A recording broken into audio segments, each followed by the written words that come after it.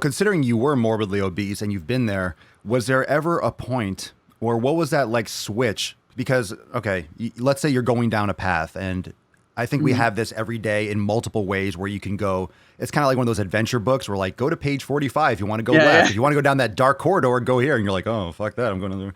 yeah, So, yeah. what was that point where you, because if you were, since you were obese, you had the choice, essentially, I mean, you still do, but you're not taking it, but you had the choice to go down that path. Did you ever feel like you were on it, or did you see, or looking back on it, did you see that you were kind of on the brink? Like, how did that, Mhm. how did you not go down that path? Because, you know, you had that choice too, like anyone else.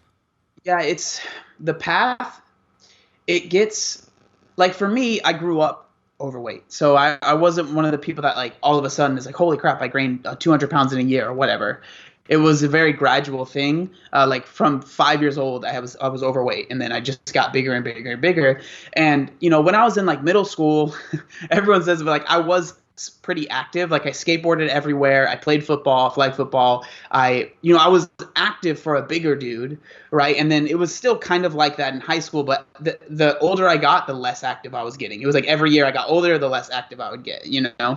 And so then once I graduated high school, I graduated when I was 17. I was pretty big, but then once I was out of high school and I went to college for a year. I like started really putting on weight, and that's when it was really starting to like affect my like day to day life. Like it was hard for me to stand up for a long period of time. Like I worked at the Van shoe store, Mhm. and I just mentioned this in my video that I put up today, which is a whole nother thing that I want to get into. But um, like it was my shifts were 4 hours long, not that long. And you'd stand for 2 hours, you'd get a break, stand for 2 more hours. But it Right. felt like I was standing for like you would think days because of how bad my feet hurt.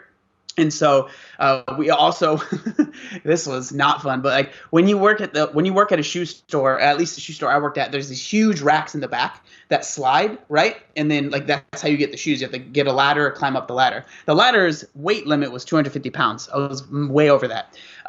But I would have to like climb these ladders to get these shoes, and it was like for most people it's kind of like an active job, but for me it was like you would think I worked construction with how much I was sweating. Like I would come and bring people's shoes out literally dripping in sweat because I was like climbing up and down these ladders, and then I would have to lace their shoes, which for some reason when I have to I still sweat a lot. Like I sweat more now than I did then, but when I have to concentrate on something I start sweating even more. So I'm like lacing their shoes, dripping sweat on their shoes. So I started carrying yeah, it was bad. So I started carrying a sweat rag with me at a job in the mall. Like it wasn't it wasn't like an intense job, but for me it was a really really tough job.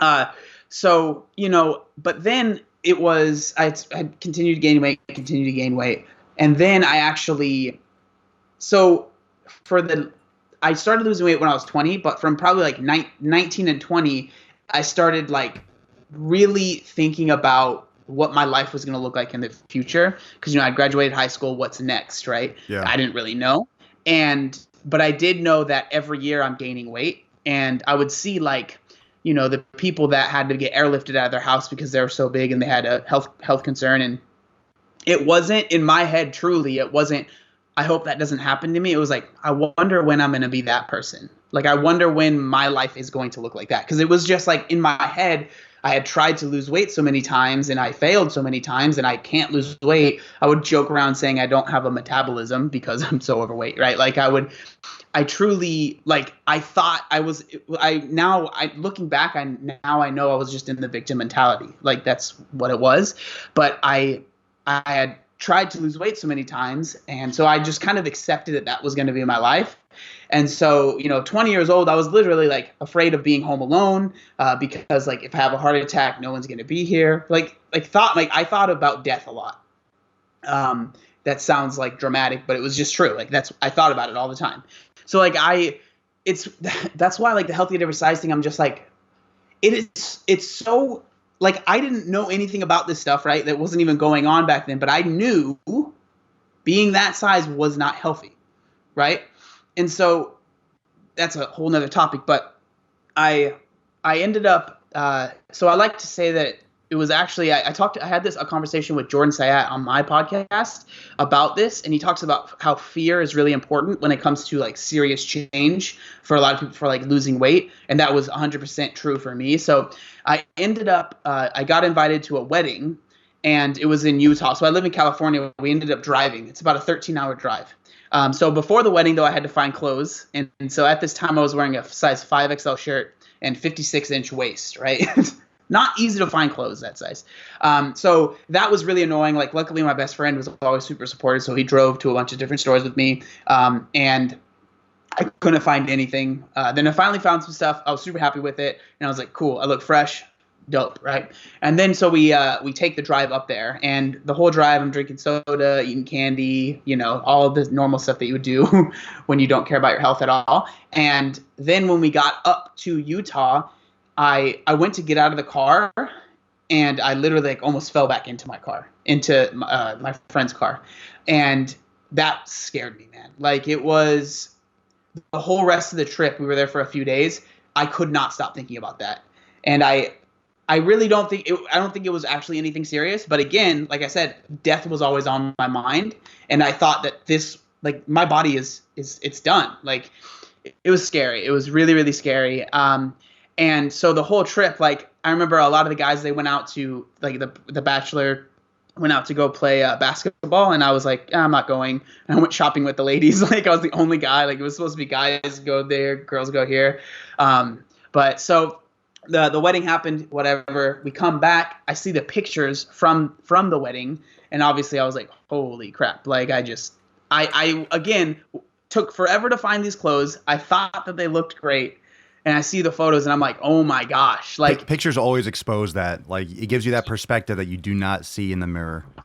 I use the photo as like it's on my phone. I use it as my background screen.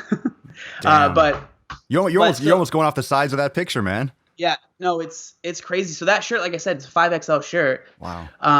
And when I would sit down, it would unbutton because my belly would push it out. Right. So, like, I saw those pictures, but again, this whole story, that didn't even motivate me to change. So what ended up happening was I was a few weeks. I don't know the exact timeline. It was a few weeks after this. I was binge watching Miami Ink. And so these two tattoos that I have on my forearms, I got when I was overweight. The reason I got them there was because I was like, this is the only, like, even a short sleeve shirt, like, came halfway down my forearm because of how big the shirts had to be to fit over my body. And so, like, that was the only part of my body that really showed, because even shorts, like, went down to like my mid calf because, again, they had to be so big. Right. So I was like, well, if I'm going to get tattoos, I want people to see them. So I got them there. But I had been binge watching the show for a few weeks, and I just kept thinking, like, you miss so much in life when you're morbidly obese. Like, you miss out on so much. And so it could be something small like this that could be the actual trigger point. So for me, it was like, I want to get more tattoos, but I don't know where to put them, and I don't think that they'll look good anyways, right? And so, like, I wanted to get more on my upper arm. Like, now I have this one, right? I was like, oh, it'd be cool to get a chest piece, or maybe, like, even one on my legs. But I just, like, I wasn't going to do it. And so, like, that was the mindset that I was in. And then this episode came on that had this guy actually had lost a lot of weight. He was getting a tattoo to commemorate the weight loss. And this kind of ties back to what you were saying. I don't exactly remember what he said, but it was at that moment, I call it my click moment, right, where I realized it was the choices that I was making that was making me my size. Because, like, you can rationalize your size for a while by saying it's my mom's fault. Like, it was definitely something I thought about. Like, man, if it's not fair because my brother's not overweight, it's not fair because my other siblings aren't overweight. I'm eating the same food as them. Looking back, I was eating 3 times as much as they were, right? But at the time, that didn't click. It was like, I'm eating the same types of food. I should be the same weight. Sure. And so I was watching the show, and then it clicked for me. I was actually eating a double entree plate of orange chicken and fried rice from Panda Express with a super large soda. Their sodas are huge there. I was addicted to soda. So much soda every day, over a 2-liter a day. But I finished that, and I was like, all right, tomorrow I'm gonna wake up and this is it. And, like, when I hear that, if someone were to tell me that, like, yeah, I'm gonna finish all my food at the house and then I'm gonna start my weight loss, I'm like, it's not gonna work. But for some reason, like that, I was ready. The next day I woke up, I went and got a haircut, I bought water and then I bought some sandwiches because I was like, I don't know what healthy food is. So, and that was kind of the start for me. But I really do think that the reason I tell the whole story about the wedding is because I think it was that fear that was able to, one, drive me to actually do something. But then it drove me when maybe, I'm a month, 3-4 months into my weight loss and it's getting hard and I'm feeling like, what's the point? That fear of like, I really felt like something was going on with my body. That was kind of what has pushed me to continue this journey, I guess. Thanks for watching, fam. Make sure to subscribe to the Daily Swole podcast on YouTube so you can catch the live streams every single day.